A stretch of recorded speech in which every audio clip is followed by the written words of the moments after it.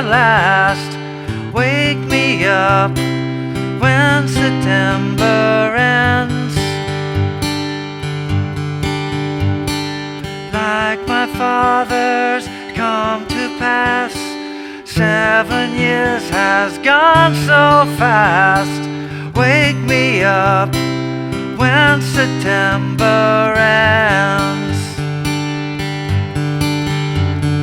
Here comes the rain again, falling from the stars, drenched in my pain again, becoming who we are.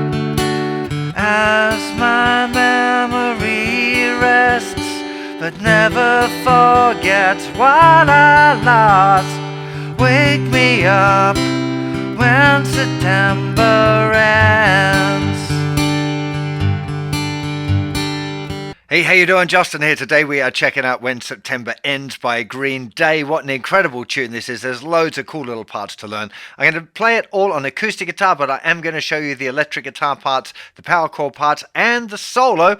So let's get started.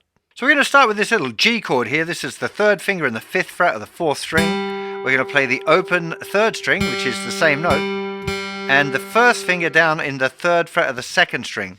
We're going to play strings 4, 3, 2, 4, 3, 2. So that's the little pattern that you got to get. 1 and 2 and 3 and 4. 1 and 2 and 3 and 4. 1 and 2 and 3 and 4. It's played 4 times for the intro, and then it starts the same thing. But now 2nd finger drops down 1 fret below the 3rd finger, so the 4th fret of the 4th string, same pattern though. Lovely D with an F sharp bass, that chord, and then we go to an E minor 7. Now we've got to swap. 3rd finger's going to go where 1st finger was, 3rd fret of the 2nd string. 1st finger's going to go down 2nd fret on the 4th string. Same pattern again. Then 1st finger off. Okay, so it's 5th fret, 4th fret, 2nd fret, open, but with the same pattern, the same note on the 2nd string.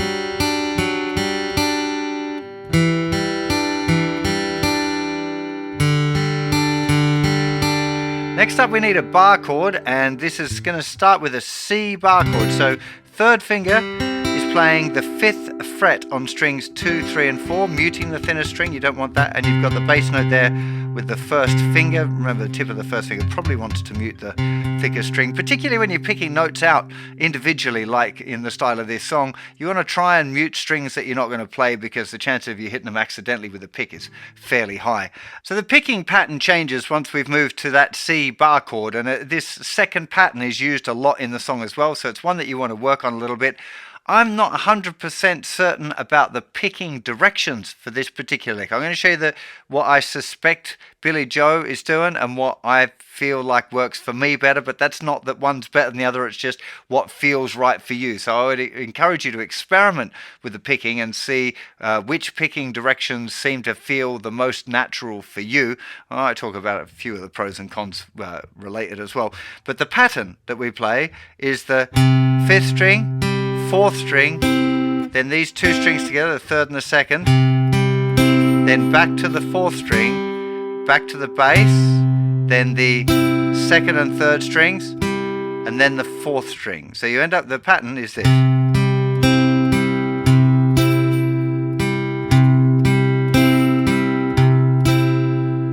Now the picking I tend to find easiest for me is down, up, down, up, down, up, up. And the reason for that is because I tend to play down picks on the beat and up picks on the off beat. So 1 and 2 and 3 and 4 and down, up, down, up, down, up, up, down, up. That just seems to kind of work for me. It does sound for me that the 2nd and 3rd strings is played with an up pick on the record. That's my guess as to what's going on there. So then you could, I suppose the picking would be like down, down, up, up, down, up, down, down, up, down, up, maybe. but I don't think it really matters as long as you get the pattern.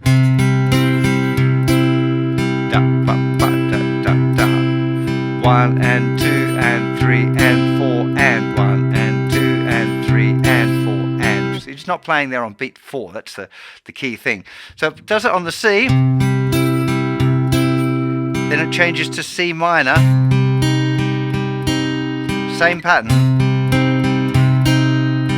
And then it's going to a G.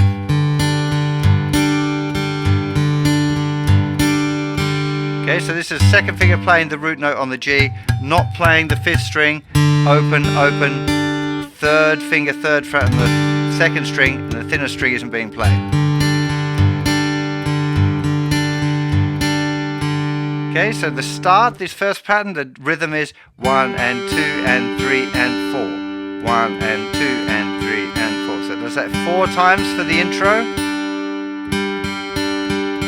Now we got the verse. Summer has D with an F sharp bass, to E minor, then G with a D bass, C chord with the D new picking. I can't sing that at the same time. C chord with the new picking. There we go. C minor with the new picking to G. Still with this new picking. Back to the verse again. Just playing up those string sets twice. Then you've got the new picking with the C minor 2 again. Now the second time there, instead of staying on the G chord for 2 rounds, it does G, G, D with an F sharp bass. So this is first finger, 2nd fret of the thicker string, could be the thumb. I think the first finger feels easiest for me. In this instance, I don't know why I would normally play it with the thumb, but it seems to feel easier there. 2nd finger, 2nd fret on the 3rd string, 3rd finger, 3rd fret on the 2nd string. And then for that last note, you can lift off that 3rd finger. And again, I should point out at this stage that I'm going to go into a bit of detail here, but if you're new to guitar and you just learn this song, a lot of these details don't really matter. As long as you get the chords right and approximate the picking, you'll be able to play the song. You can worry about fine-tuning it a little later on. So I wouldn't get too bogged down in the minutiae. I'm into it because it's my job. I've got to teach you the song, and for the guys that want to learn it like super accurately, then I want to give them that. But if you're new to it, just take approximations and don't worry too much about the picking, or if you hit an extra string here and there, it's not really going to matter, right? You just do your best as you can, and then I'd try and get it under your fingers, try and get it in time. I think that being in time is really, really important, and then worry about some of the details of the extra notes a little bit later on is what I would recommend. This song does have bar chords, so it's maybe a bit more pitched at intermediate level. Anyway, so sorry, back we go. So we got that little D, thicker string, 4th string, these 2 strings, 2nd and 3rd string.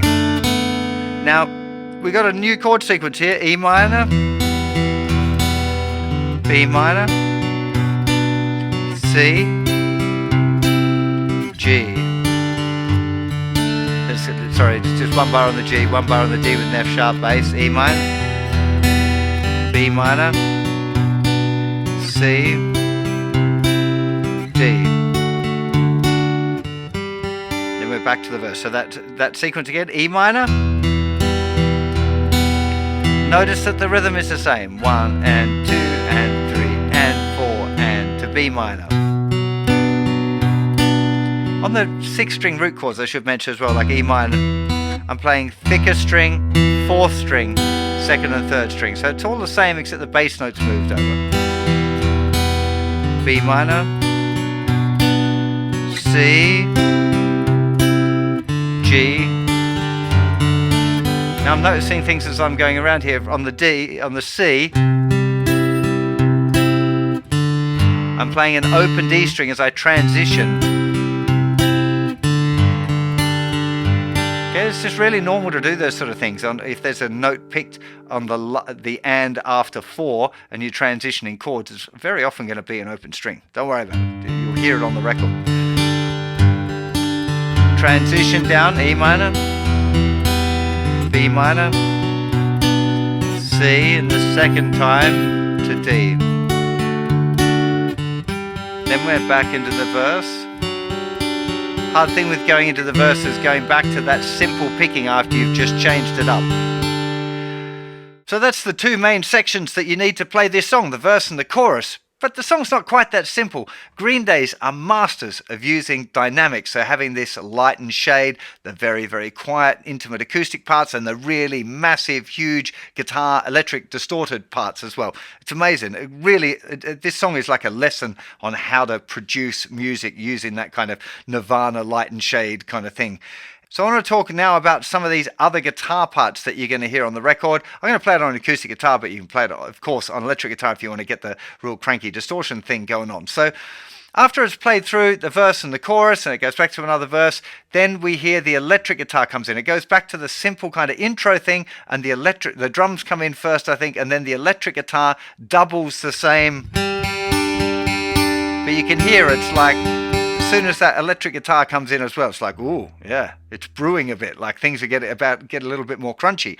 So at various points on the song, it kind of goes down, it drops down to that simple, either acoustic guitar or played, it's on a slightly kind of cleaned up electric guitar doing this riff as well, but then it chunks into the power chord part. Now, there's a few interesting things that happen with the power chords. The first one, when you hear in the intro, it's going C to C minor. I don't hear C major when the distortion comes on. This note tends to sound a little bit kind of sour when you've got lots of distortion on. I don't exactly know why. It just doesn't sound great. But the minor sounds really cool. So if you're at any point doing like heavy chugs, 8 notes, for the major, just continue to play the regular C power chord. But when the minor, then you put second finger down 4th fret on the 2nd string. Still don't want the thinner string, by the way, so I'm not actually using my proper bar like that. That's just kind of lifted up a bit. So C, C minor, G. And the little climb down, just G, G with an F sharp bass, E minor, B minor, C is going to G with an F sharp bass, E minor, then to C chord, sorry, B minor going to C to D. And that's kind of the bit. That's it. Once you explore the electric guitar playing those very similar sort of parts and then playing the chunky, even 8th notes power chord parts, that's it. So the task then for you, if you want to learn this song, is working out what bits go where. And the arrangement isn't super simple in that way. It's not just like quiet, loud, quiet, loud. There are really nice little drops where it drops down a little bit, instrumentation changes, then it builds it back up again. It's really, really, beautifully produced record, this. So the big job now is arranging the sections. You probably want to just listen to it a bunch of times and write it down, or you might want to head over to JustinGuitar tabs where it's all written down for you. That might make your job a little bit easier. But lastly, I want to take you through the solo as well, because the solo is just a real nice one. It's not very difficult to do. Sounds great, really outlines the chords really, really well. Classic Billy Joe kind of technique there of outlining the harmony. He does a great job of those kind of very melodic solos. Let's get to a close-up and check that out too. So for the solo, we start with 2nd finger in the 8th fret of the 2nd string and 1st finger in the 7th fret of the thinner string. And we play 2nd string twice, then the thinner string, and the same again, 2nd string twice, then the thinner string, then the 2nd string, and then the thinner string. 1 and 2 and 3 and 4 and. That's the pattern. We're going to use that pattern for the rest of the solo, so make sure you remember that.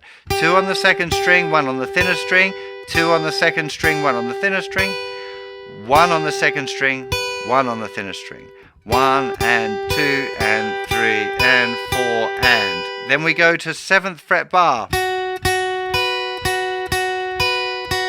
Exactly the same pattern though. Then up 1. Then we've got here. This is 8th fret and the 7th fret, same as what we started with. 1 and 2 and 3 and 4 and. Okay, that whole first section. 3, 4. 1 and 2 and 3 and 4 and 1 and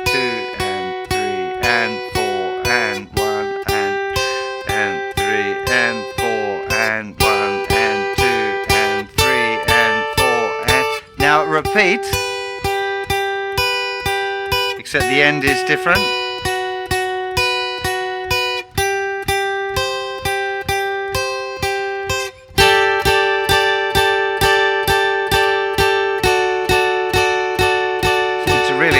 It's so well constructed, this solo. I really love it. 12th fret on the 3rd string, and then first finger bar in the 10th fret, thinnest 2 strings. 1 and 2 and 3 and 4, and then it drops down from 12th fret to 11th fret. And then that section's actually repeated.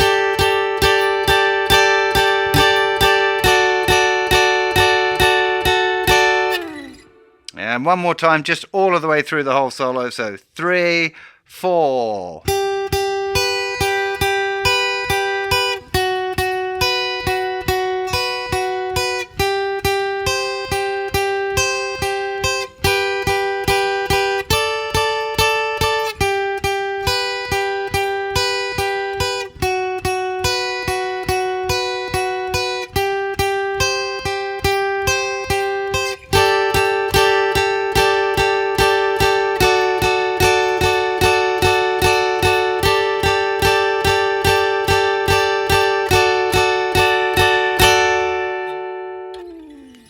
So the chord progression there underneath the solo is the same as the chorus. If you've got a friend that can play that rhythm guitar part and you can play the lead one over the top, it will definitely sound mega. Really great song, like I said, for looking at dynamics. If you're playing it on your own, bear that in mind. Think about where the sections are should be loud and where the sections should be quiet, and how you can work on that on your own. It's the biggest thing I see with guitar players that play on their own a lot in their rooms. They don't pay enough attention to dynamics, and when they then play out or play for someone else or play at a party, it tends to be a bit monotonous. You don't want to be doing that. So try and take a whole big amazing Green Day production and put it down onto just one guitar part. If you happen to be playing in a band, then you need to take what I've given you now, which think of that as like the puzzle pieces, and then think more about which part's going to be acoustic guitar, which part's going to be clean guitar, crunch guitar, how you're going to arrange that, because the arrangements of those things are also super important when it comes to playing big tunes like this. Really hope you enjoyed. There's plenty more Green Day over on the website. Do go and check it out, JustinGuitar.com/songs. There's also a request board if I haven't done a song that you're particularly keen to check out as well.